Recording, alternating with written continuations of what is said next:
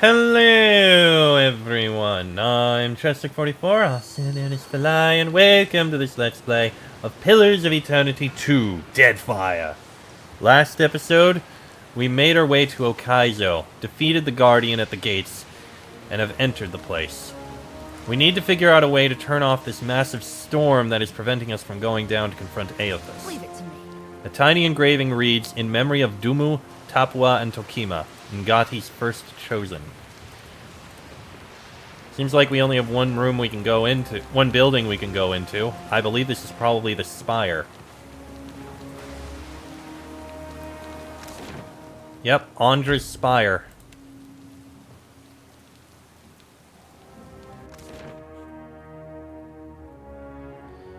Let's deal with it.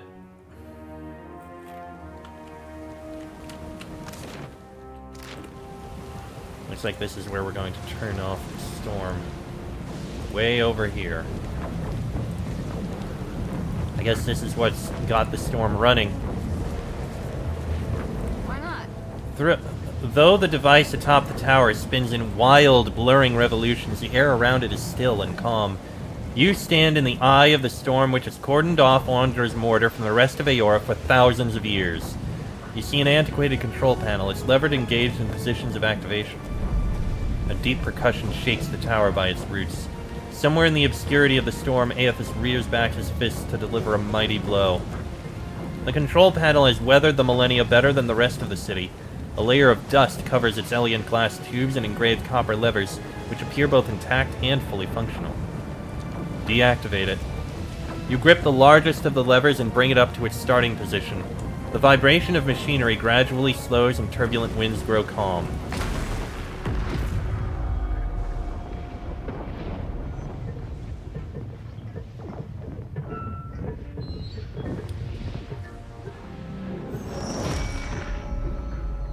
The machine controlling the storm winds down. The clattering of its machinery settles into a low whir and then, at last, hiccups to a halt. Beyond the tower, the black, roiling clouds of Andra's mortar roll away from the ancient city of Ukaizo, with only a tired sigh of wind to see them off. And on that last breath of wind, comes to you a familiar sound. The ring of a bell. The bell's ringing is soft, not the clangor and torrent you've grown used to.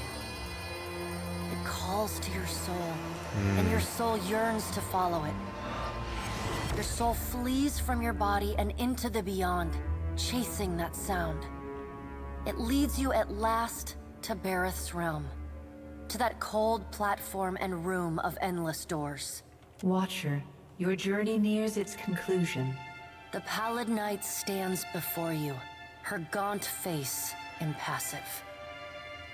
What will come after this? That will depend on the will of Kith, whose desires are ever in flux. Soon you will confront Eothas for what will likely be the final time. And you will do so as the Herald of Bareth, the only creature on the face of Eora to whom he will listen. Remember that. The pallid knight inclines her head to you, black hair hanging lank in her face. She steps back and cedes the floor to Helia with a small, resigned sigh. If Eothas truly intends to go through with his mad plan to destroy the Wheel, a generation's worth of souls will be trapped in the in-between. So many would suffer. How can Eothas be so cruel? He cannot just abandon them. Eothas must help the Kith find a quick solution. Abaddon strides forward. Eothas thrust this crisis on the Kith. They did not bring it upon themselves. Their only mistake was entrusting us to watch over them. Who will help them rebuild their world now? Eothas will reveal every secret of the gods. Will Kith be able to change the established order if they have no wonder to inspire them? Eothas must help them resolve this quickly, lest every one of Eora's few remaining mysteries be laid plain. Should Eothas leave this decision solely to Kith? You have misgivings. Good.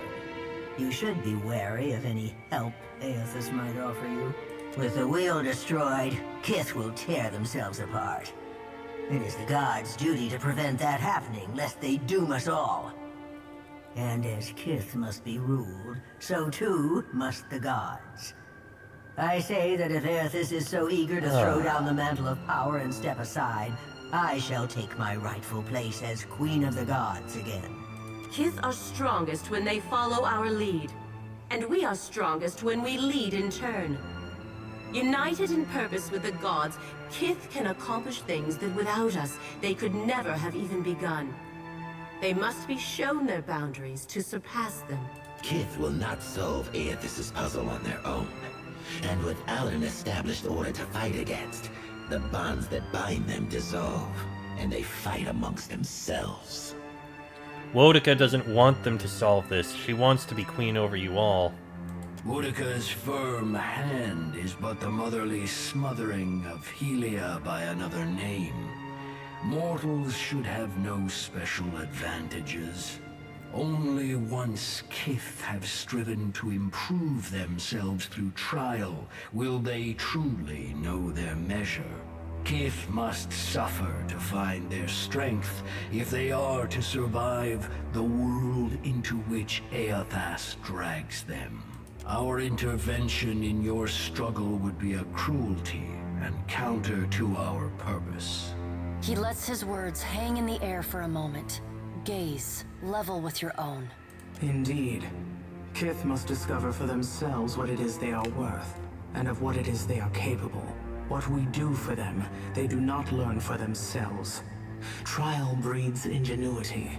If our work of generations was not in vain, Kith will succeed in spite of Eothas' actions. I have faith in Kith's ability to meet Eothas' challenge. Do not mistake my words for indifference, Watcher. They are born from a fierce belief in your potential, not a refutation of it.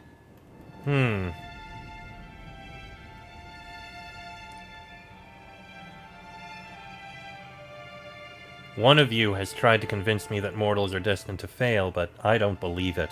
And yet you come to Ukaizo alone, with none at your back. All that Kith stand to lose. And even then your leaders could not join hands, squabbling instead of a prestige and resources. You believe that will change when my final death comes calling? You are a greater fool than I thought.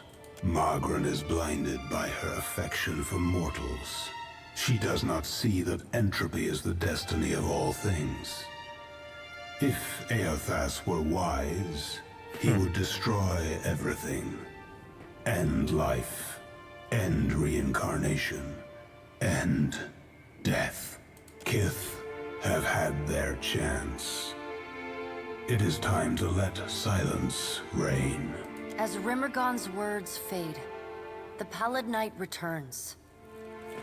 She no longer towers over you, a giant even among the gods, but meets you at your height. She lets the arms crossed over her chest fall to her sides. She speaks to you openly, plainly, an expression almost like tenderness, turning up the corners of her lips. Well, Watcher, you know where we stand. What do you believe? The wheel is your creation. You owe us your help in fixing it. Everything that's happened, everything that will happen, it's the gods' fault. We're better off without you. True change, lasting change, demands sacrifice. The coming days will be hard, but we'll be better for it. Things are fine as they are. If we can't stop Eothas from destroying the wheel, we should only rebuild it as it was. I don't care. The gods did what they could. We'll take it from here. I don't know the gods, the wheel. I'm not sure of anything anymore, or say nothing. Oh, boy.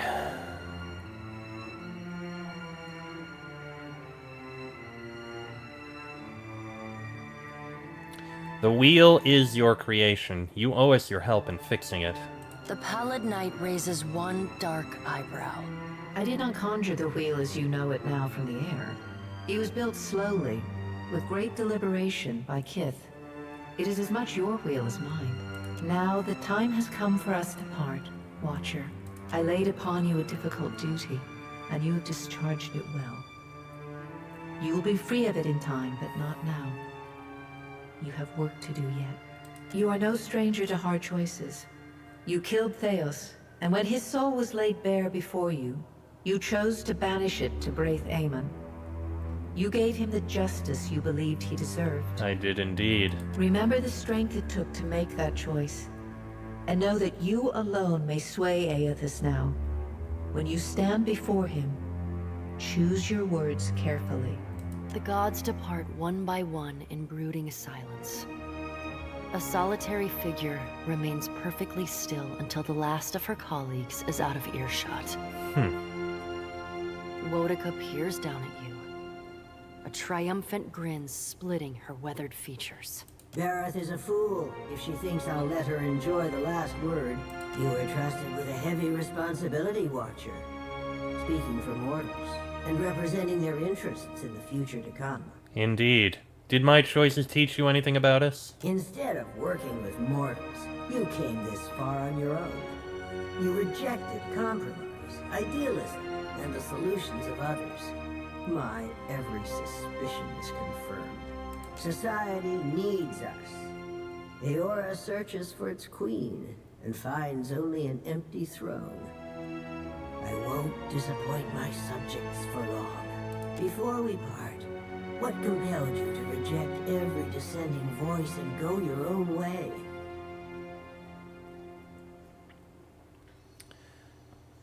I trusted myself and the Vixen to make the journey. We don't have to rely on others. Consider my curiosity appeased. For now, in our grandest plans, you are a singularly unpredictable variable. Whether you heeded my wisdom or not, everything you've done to get this far has informed our view of mortal kind. I hope you're satisfied with your performance. We've learned much from each other. Did I make a difference? Are mortals ready to own their destiny? The trading companies, the locals, and even the pirates had desperate, half-cocked plans to counter this threat. You denied them all, rightfully judging mortals as ill-equipped to claim their destiny. I couldn't agree more. When at last I claim my place of leadership among you, the only challenge will be convincing the others to go along with my revised plan of Eora. Eothas will no doubt have a sunnier outlook on mortals and their chances of success. He already has everything he wants, so go and listen to his empty-headed idealism. The rest of us will be sharpening our blades, preparing for the future he lays out for us. So you say. Consciousness returns in a wave as the last of the machinery's energy dissipates. The calming of the storm reveals the sprawling city around you like sand wiped from a mosaic. You see the distant outline of Eothas raising his fist in triumph and purpose. You keep falling asleep on me, I'm gonna have to start walking behind you with a pillow. Oh, by the way, the storm's gone. Also, I think Eothas has ended the world. Adair takes a long draw from his pipe and nods as he stares at the Colossus in the distance. It seems we're all still here. Aloth glances around, rubbing his head gingerly. If all your missions involve this many head wounds, then I volunteer to set the next one out. Maya rubs the back of her head and winces. Ashiza lets out a pained squawk. God's darnation. My head. Jody presses a palm to her brow as she struggles to her feet. Peering over the edge of the tower, you make out a distant shape amid the ruins below. An iron-studded warship has dropped anchor in the shallows, its cannons angled to the shore. The ship is nearly cracked in half, but the standard of the Royal Deadfire Company persists in flapping with the breeze. The empty deck tells that the surviving crew have long since boarded a skiff and rowed to shore, which means you're no longer alone on Ukaizo. Maybe they came to negotiate? Somehow I doubt it. And that appears to be the wheel. Well, let's head down and speak with them. On to the Grand Promenade.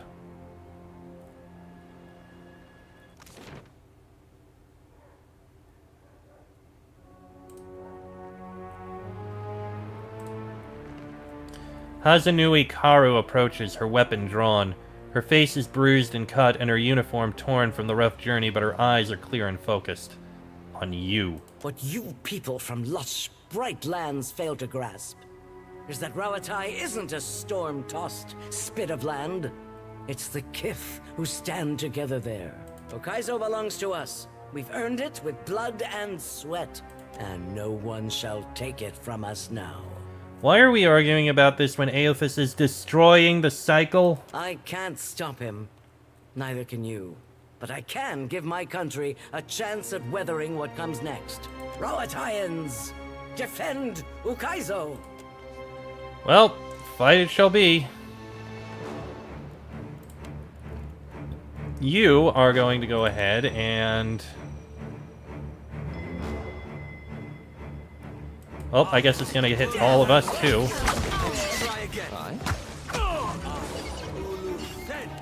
Were you not able to cast it?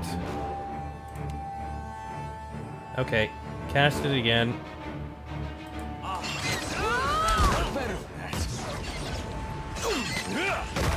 There we go. And now bring down some ice. Yes? Well, down goes one.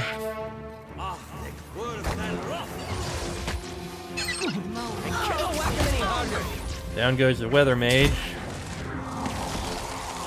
That Rauataian soldier's about... Yep, that Rauataian soldier's down. The Hazanui's down. That soldier's down.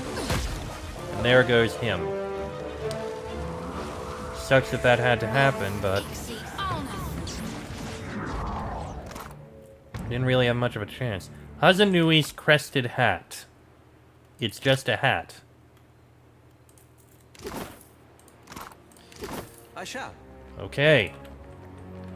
Well, with nothing else to do there, I suppose now we must head to Moy Gwaith.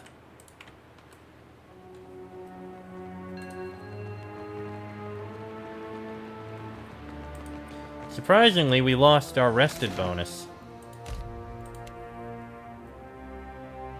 I don't know why, but we did. You descend into the ancient winding streets of Ukaizo. Battered by storms for thousands of years, the ruins bear the marks of their role as the lone witnesses of the god's great secret at the center of the city. The houses and boulevards are pierced by great spears of luminous Audra. There are no ashen bodies, no birds, no sign or sound of any life.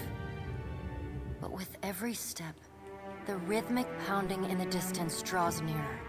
Soon, you can feel the vibration traveling up your spine. As you approach the center of the city, the weathered architecture gives way to more luminous Audra, piercing the ruins, eventually overtaking them entirely. Cresting the top of a fallen tower, you finally get a clear view of Eothas. And He so stands, we face him. legs astride, next to a great stone monument ringed with 11 cavernous alcoves. All but 3 hold a gargantuan skeleton, bones scrubbed clean by the city's storms. Are those the bodies of the gods? An immense Angwithan machine floats above the monument, suspended by invisible energy emanating from a well of light beneath it. Great brass rings spin around a core of metal and Audra at the machine's center. Periodically, Eothas's massive arms swing back. The movement alone is enough to draw great gusts of wind toward him. When they come down on the machine, the impacts are accompanied by eruptions of electricity, fire, and smoke. The hundreds of luminous Audra pillars across Ukaizo sympathetically dim in a rippling wave that spreads out from the machine. The only safe route to the god is a steep ascent along a monstrous pillar of luminous Audra, intertwined with fragments of Ukaizo's ruins that it has carried through the centuries. The pillar bends in a long arc, towering above the machine. The pillar levels out near Eothas's head, a silent observer to the destruction of the machine it has grown beside over thousands of years. You weave your way along a treacherous rain-slicked path up the pillar's skyward side. As you arrive at the top, you catch Eothas's attention. Fist pulled back, he pauses to observe you. With the same gentleness he showed at Ashenmaw, he lowers his arm and turns toward you. So it shall be. Alright, Eothas. Let's have a chat. To see Ukaizo in this way. It may be hard to picture, but this city was once full of life. The Huana, yes, but also kith from many other cultures. Great hanging trees shadowed these boulevards. Gardens sprawled across the open rooftops. Each spring, a festival procession would wind its way from the hillside into this valley. The celebrants would pass through a steep walk among the stalls of foreign merchants, flowers falling upon them from all sides. All people of all nations, together in a celebration of new life. Such was the power and beauty of lost Ukaizo. If we don't fix this mess you're about to cause, the whole world is gonna look this bad. I mean, it's a mighty heavy load you're putting on our shoulders. I just hope we can carry it. As long as there are people like you in this world, Adair, I truly do. This power has always been in the grasp of mortals. Now you will finally be aware of it. Now you will be able to decide what to do with it. Gon, please, I'm begging you. What do I do following this? How am I to best serve those still living? To improve our future chances of survival? The Deadfire and the Eastern Reach are full of animancers. Women and men with brilliant minds who can solve this great problem. They will also need people with brilliant souls, like you, Shodi. People who can tend to the spiritual needs of the world in a time of fear and desperation. Remember, the flame you bear is not only light, but warmth. Provide comfort to all who need it. Eothas shakes his head, looking up at Eothas. What right do you have to do this? Destroy the wheel and leave us with nothing? Without even knowing what will come next? Aloth, we are all gods and mortals, responsible for our own actions. But inaction carries its own moral responsibility. It is a burden I have carried for far too long. One must always do as their conscience dictates, even if that means abdicating a position of power. Rauatai gave everything they had to reach this place. In the end, they fell short of hitting the mark. Ashamed, Maya winces and fights to hold Eothas' penetrating gaze. Will we ever have another chance to prosper? Or was this damn island our last hope? She sighs up at him and plants her hands on her hips, as if voicing the concern released a long-held burden. Only you can answer that question, Maya. Rauatai has persevered through great adversity. The storms that ravaged your homeland have ended. But that in itself may present new challenges for your people. It is my hope that after I am gone, Rauatai will work together with its rivals to create a new world, instead of fighting over the ruins of the old. But what of you, Watcher? Why have you followed me? Have you come to bear witness to the breaking of the wheel?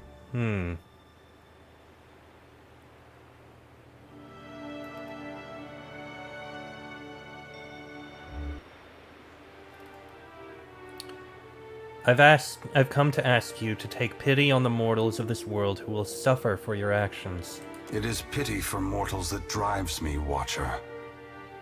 I have felt it in every step I have taken to cross the Deadfire and reach this place. What more would you have me do?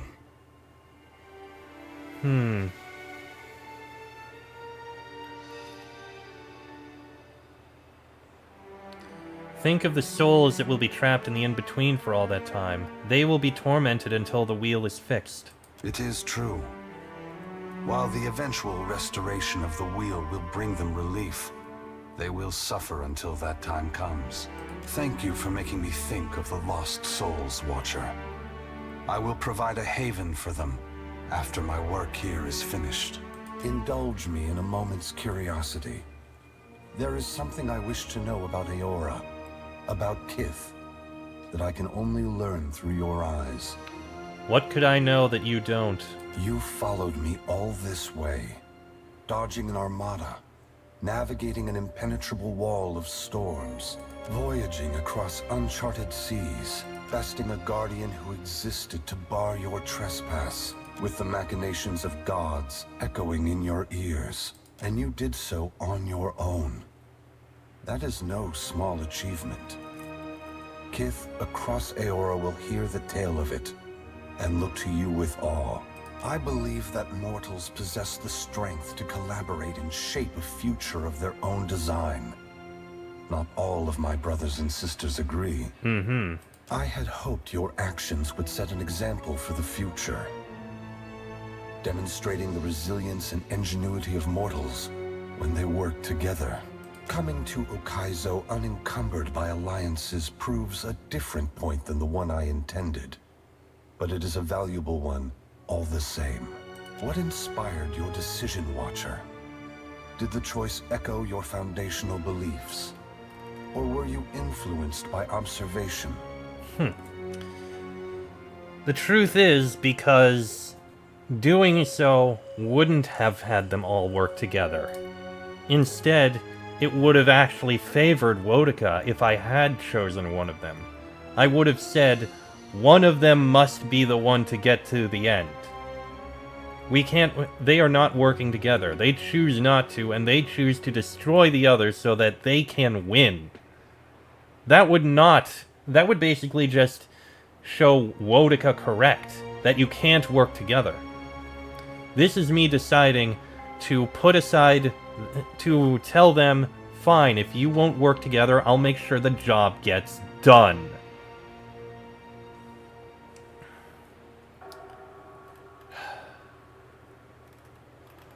I don't owe you any explanation, because the explanation I have is not here. Perhaps not. One day, I hope you are able to look beyond your misfortunes and behold a broader view of my motives. All I ever wanted for mortals was growth, transformation. Once, my brothers and sisters shared this goal. Some have forgotten themselves, giving into fatalism or tyranny. Others have succumbed to apathy. It brings me great sorrow that crisis is the only way to set the future in motion. Would that I could pass the responsibility of heralding your darkest hour to another. You shirked the aid of others and came this far alone. But I think you'll find that the future is built on trust, cooperation, and understanding among Kith. Before this is over, it's my turn to ask the questions. Ask. You are entitled to any answer that is mine to give. What happens after the wheel breaks? The great work of the Engwithans falls to ruin. Reincarnation as we know it will end. Souls which currently await new life in the beyond will be born into the world as normal, but their numbers will not replenish. Anything that dies will tarry in the void of the in-between, awaiting the motion of a wheel that no longer turns. Once the beyond has emptied, every birth will be hollow-born. Other maladies of the soul may follow, and plague those who linger in life. Unless mortals work together to carve a new path, the essence of life will be trapped in the netherworld. Gods will starve. Eora will grow silent and cold. And how long until Eora is devoid of all life? A generation or more.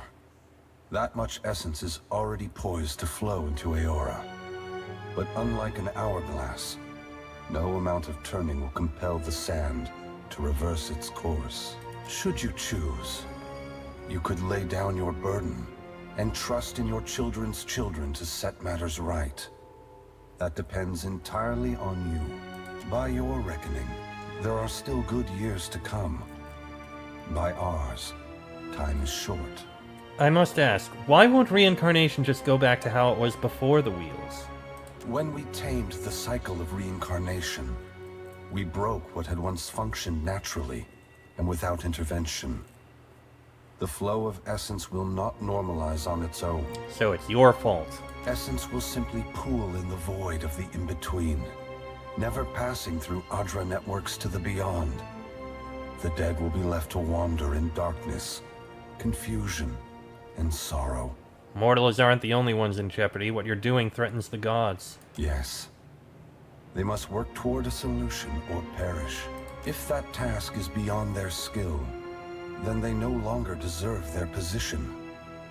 I would have them justify their right to lead. That could mean swallowing their pride and hearkening to the wisdom of mortals. Some, I expect, will perform better than others. How can anyone trust the gods after what you've done? No one is worthy of unconditional trust.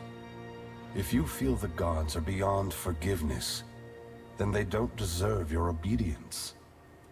Make your future one that doesn't require them. Should you choose to accept the gods, I hope that you temper your faith with skepticism. Woedica sees this as a test, one we're destined to fail. Woedica is entitled to her opinion. If the intent of this test is to justify an uprising to come, that is more worrisome. The other gods must decide for themselves if mortals are ready to dictate their future. Should Woedica's tyranny prove the only alternative, mortals must prepare for a terrible conflict. Your perspective bridges eternity, Watcher. Many will look to you to mediate differences that could shake the very foundations of Eora. You've had millennia to do this. Why now? For several reasons. My strength was diminished after the Godhammer bomb, and assuming this form took incredible effort.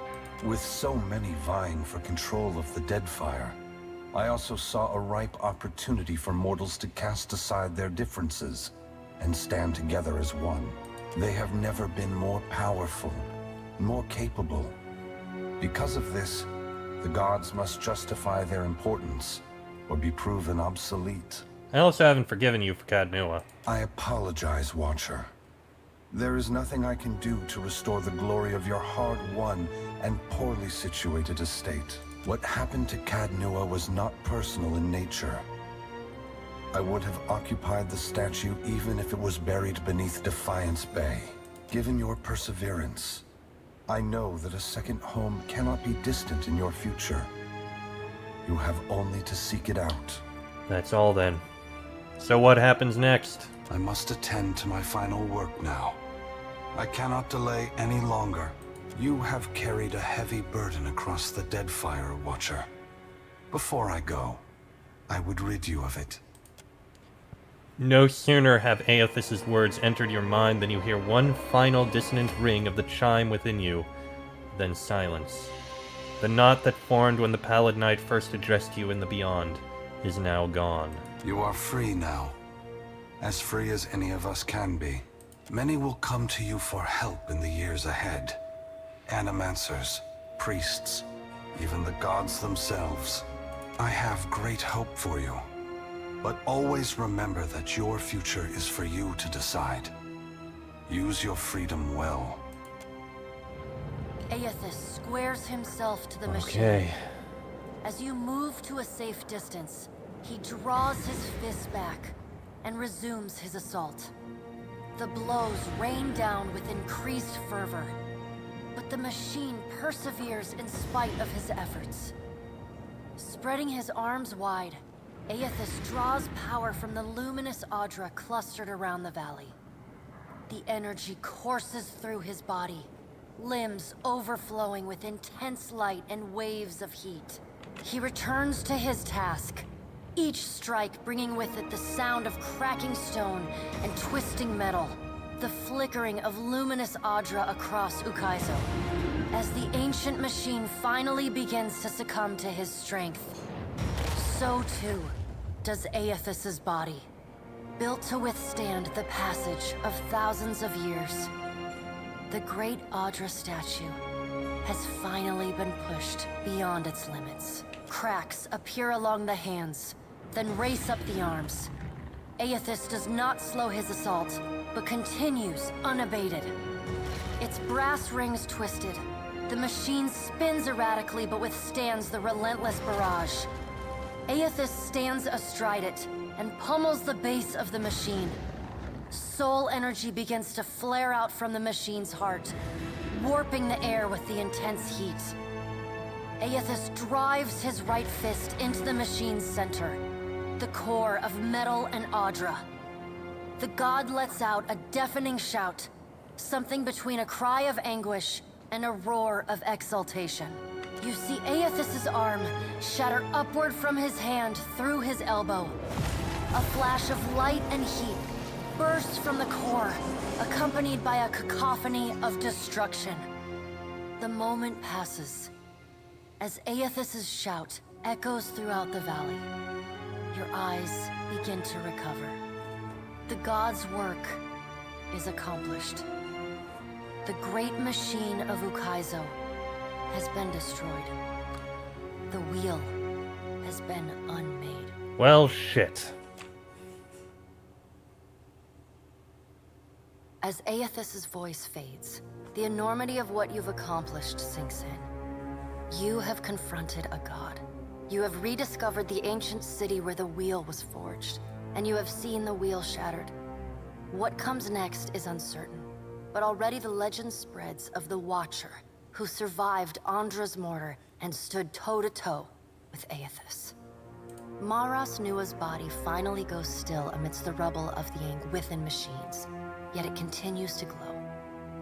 Priests and mystics have strange dreams of an island of eternal dawn at the eye of a storm, a port where the tide never flows out, a roadside tavern whose door leads only inward.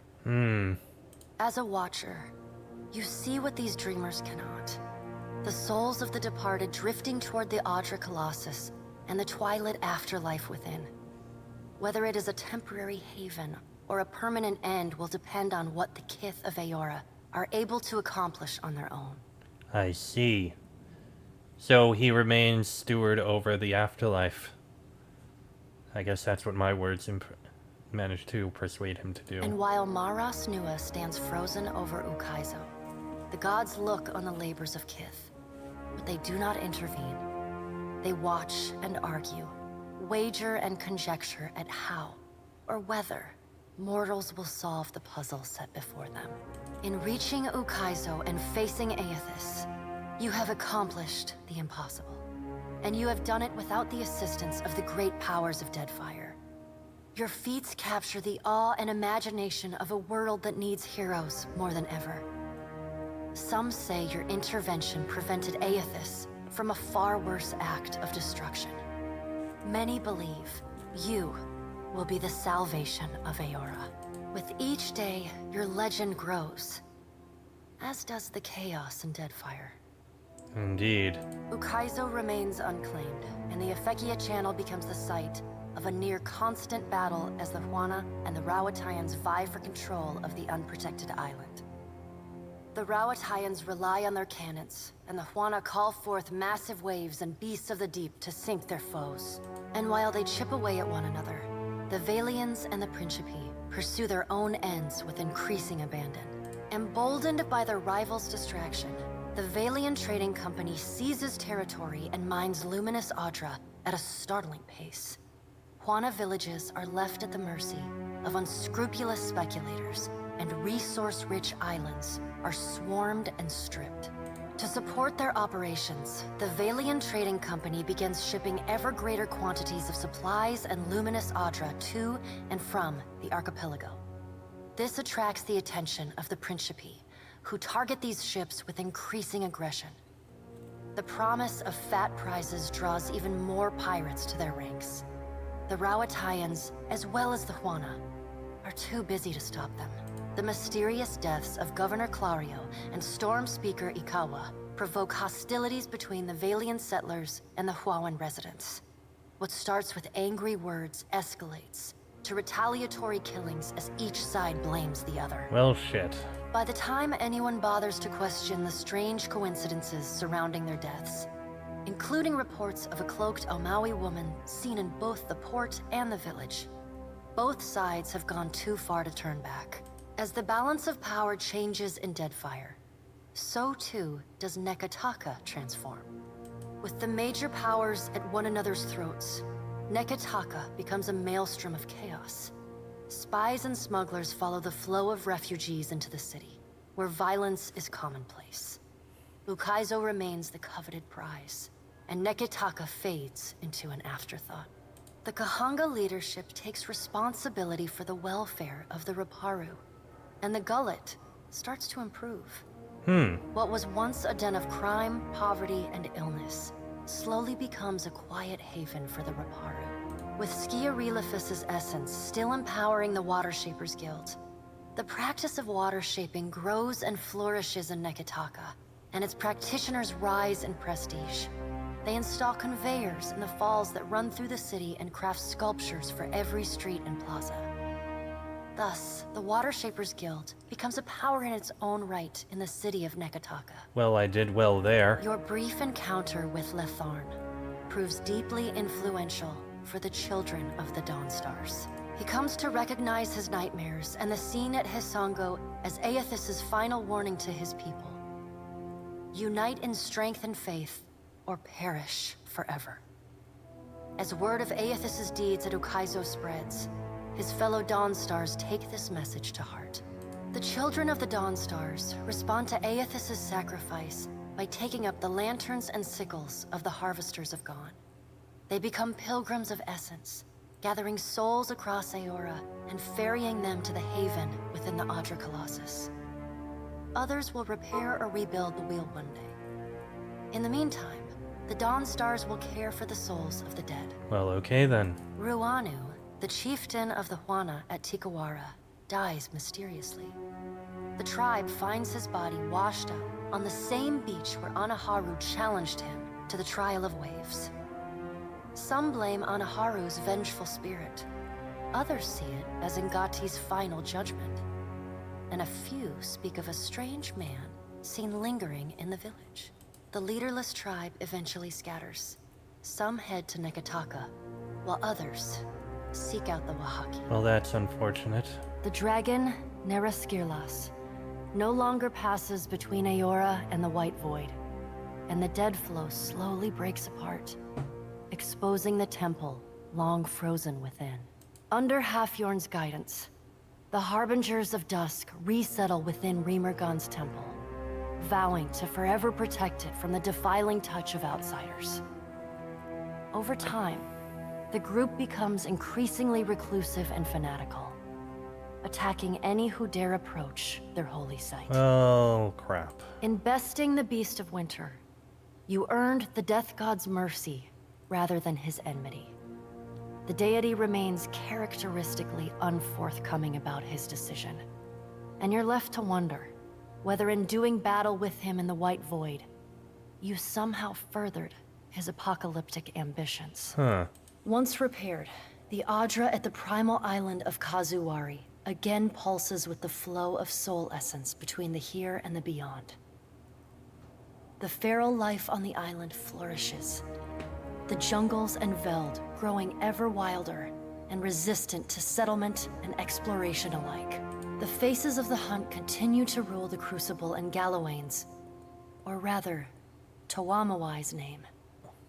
The trials summoned by the statue grow deadlier with each season, until only those rare few willing to brave the gravest of dangers seek out the bloody ordeals of Kazuwari. Like the other souls following in your wake, Muatu eventually yearns to move on to the beyond and the wheel. Stymied by Eothas' actions, however, he settles on returning to Kazuwari, where he joins the choir of souls that echo throughout the Crucible. I see. Released from their bondage to the sightless eye, the Vithrak of the Halls Obscured abandon the Black Isle and resettle in the deepest and darkest recesses of the ruins beneath Neketaka. Sisak and his colony remain secretive and isolated, however, rarely interacting with those kith crawling about in the sunlight above. Encouraged by her arcane successes, Bakarna returns to her observatory to continue her studies of the celestial spheres. In time, her colleagues in the Circle of Archmagi come to accept her among their number. She takes on apprentices, and they trumpet her praises as both a brilliant innovator and nurturing pedagogue. Well, that's good for her at least. Slain by your hand, the Titan of Wal poses little further threat to Aora. As the corpse decays, it putrefies into a massive nest of hungry fungal monstrosities. Vessels that anchor off the shores of the Black Isles tend to go missing, only to turn up shipwrecked months or even years later against distant shores. With time, the body collapses upon itself, and the Black Isles finally implode. Well, at least that was taken care of, properly. Seeking a living receptacle for the essence contained within the tomes you unearthed in the halls obscured, Langgrath devotes herself to study of the Godseed. She occasionally contacts you, usually on Dragonback, to solicit your expertise and advice. Her progress with the ancient Anguithan device remains steady, if excruciatingly slow. Though your adventures alter the destiny of Eora and the balance of power in Deadfire, they also leave a lasting mark on those who travel at your side. Your companions And here we find learn themselves about what changed happened with each of our in ways companions. both big and small. Adair returns to Hisango, where he reunites with Byrne, the son of his former lover, Alava. The boy takes heart in Adair's account that Eothas and all the other gods were false, petty, and unworthy of the love of Kith. Realizing how close he came to dying for this cause, Byrne finds renewed purpose in working alongside his uncle to repair the many scars left upon Deadfire by the gods. Under Adair's guidance, Byrne grows into the kind of irreverent, stubborn hothead that would have made his mother proud. And Adair visits her gravesite, often to tell her so. Uncle Adair. I love that. Shodi is not a priestess who understands the meaning of subtlety. As such, she makes her girlish crush on Adair painfully obvious from the moment she first sets eyes on the strapping fighter. Early in your travels, Adair appears discomforted by her persistent flirting. He often grimaces when she sidles up to him, and he takes endless pains to keep their conversations terse and to the point. But after a little smoothing on your part to nudge them in the right direction, Adair makes an effort to view Shodi with an open mind. And Shodi begins teasing the veteran fighter in a more companionable and less amorous manner. After saving each other's hides a couple times and sharing more than a few laughs, the two form an easy, and you suspect, lifelong friendship. Not everything needs to end in romance. Sometimes, a good friendship is the better way to go. Seemingly lit with an inner glow, Shodi takes to a new life of mission work with gusto. She still is committed to shepherding souls forgone, but having realigned her goals with that of her fellow Dawnstars, she now endeavors to help the living as much as the dead. As you travel the Deadfire, you find her sleeping better and laughing more often. When the time comes for her to return to her temple in Neketaka, it's with a clear wistfulness and much lip-biting on her part. She leaves you with her sickle and a hastily scrawled note. It reads, "A keepsake from a path once walked. Remember me, Watcher, for I will forever dream of you." I guess she managed to find peace. I'm glad for that. Aloth renews his commitment to destroying the Leaden Key. With the wheel broken, loosening the god's stranglehold on Kith is more urgent than ever. It is a lofty goal, and one he does not expect to finish in his lifetime.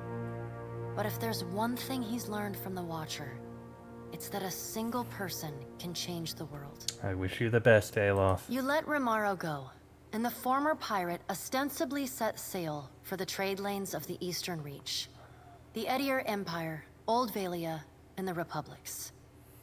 For the remainder of your time together, Seraphon seems, if not exactly happy, at least contented with the outcome of your confrontation with his former mentor at Sayuka. And yet, when the two of you part, Seraphon seems emboldened, invigorated by a new sense of purpose. He buys you a drink, toasts to the Deadfire, says let's see if we can make something worth a shit out of what's left of these Principe swabs, and sets sail the next morning. In the years to follow, rumors occasionally reach you of the Blue Orlan pirate of the Deadfire, a privateer captain as keen to free slaves or fight for an influence, as he is to plunder and pillage. Fantastic. I wish him the best indeed. The Valian Trading Company is initially furious when they learn that Pallegina had assisted the Watcher in claiming Ukaizo. In the chaotic aftermath, the company takes a more nuanced view of Pallegina's actions. The turmoil in the region allows the well-organized company to seize a number of valuable assets from their competitors. Though Pallegina is not rewarded for her actions, nor is she punished, the Dukes and Songreta agree to forget her support of the Watcher. She is quietly reassigned to duty in the Valian Republics, an order she gladly obeys. Man, poor Pallegina. She did not really get much out of it. Like, she is not in the best state. She never really ended up in a great situation with regards to the company and the Valians. Pallegina renews her relationship with Giacomo, corresponding with him regularly, and even meeting with the old Animenser once or twice a year. Though she does not understand the intricate details of his research, she reads his letters and responds with great enthusiasm. Her brothers, and even the Dukes themselves, note that Pallegina's demeanor is always warmer on the days when she receives a letter. Rumors even spread that some of the brothers have seen her smile. Well, she got at least one good thing in her life. Time away from the Navy gives Maya Rua some perspective on how Rawatai conducted the Deadfire occupation. No sooner does she return to active duty than she voices her frustrations over some of the more underhanded tactics she witnessed and carried out in the name of the homeland. Her voice carries all the way to the Ranganui, who reminds his admirals that battles are won by superior tactics, but war is a battle of precedent, and winning is not always a victory. The people listen. Though Mayo's covert assignment in the Deadfire is considered a success, few claim knowledge of it or openly congratulate her. She receives no praise beyond knowing glances or the occasional raised tankard from her countrymen. She never responds. I see. She looks forward to seeing her brother again. So does Ashiza. And I hope they do. The discovery of Ukaizo doesn't bring Takehu the answers that he sought, but this proves only a minor setback. Merely knowing that Ngati's chosen landed on the island ignites something in the Huana tribes. A fervent desire to recover the past and let history illuminate the way forward. Takehu rides this momentum, leading by example and teaching his people to rely on each other instead of on omens. His message is an upheaval of norms, but it's as embraced and beloved as he is. Your farewell is short and cordial. Nothing further needs to be said, and you wish each other well. Takehu does not look back. The sea feels restless in his absence. Your pursuit of Eothas and your journey to Ukaizo signal the end of forces that have shaped the lives of Kith and the course of nations. The cycle of reincarnation has been broken. The storms of Andra's mortar have calmed. Yet each ending promises a new beginning. As the sun rises over Ukaizo, Kith turn their gaze eastward, wondering at what lies beyond. And at the world they will fashion for themselves. As the Watcher of Cadnua and the former Herald of Bareth, you return to your ship and begin the long journey home. You hope for calm weather. It would be nice. And with that, we end Pillars of Eternity 2. Sorry this episode went for so long, but that just kinda is what happened. And something kind of hit me as we were going through this that I didn't think of before. But the fact is, one thing about this game that is a good strength for it... There we go, there's the ending cutscene. One thing that hit me is that, unlike so many other RPGs,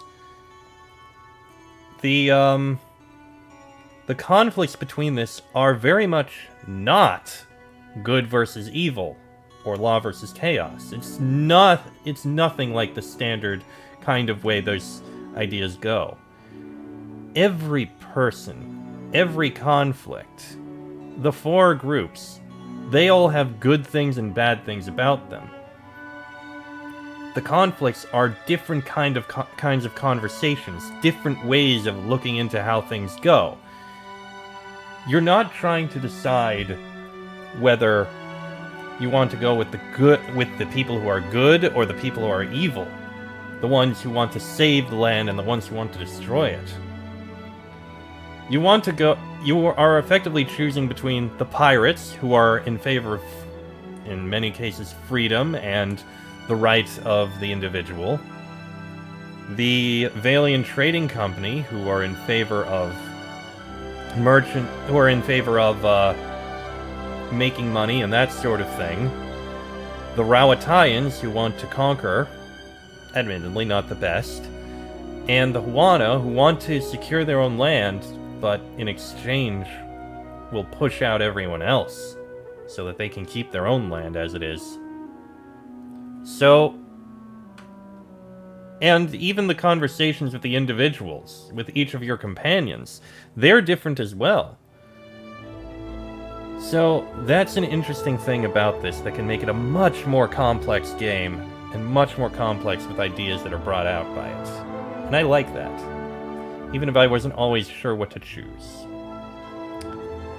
That said, it is unfortunate that it ended up with a much more chaotic Deadfire, but I just wanted to go with that instead of the choices we were stuck with.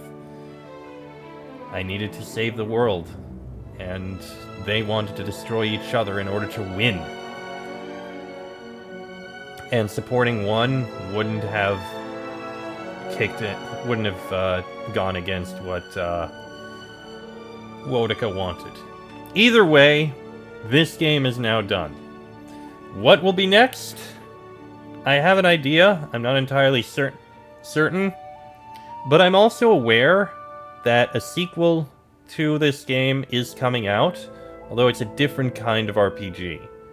I might give that a try. I'm not entirely certain if I will. I might. It's something I'll consider. That said, let's just get through the rest of this. That was a lot of supporters. There we go. But yes, that said, I am ending this episode here. A very long episode. I think it's an hour long, but it is what it is. Next episode, we'll have a new game. Ah yes, Avowed. That's the game coming up. But yeah, next episode, a new game. Till then, I am Chester44, also known as Fly. That was Laniara and companions. This has been a Let's Play of Pillars of Eternity 2 Deadfire, and I shall see you all next time.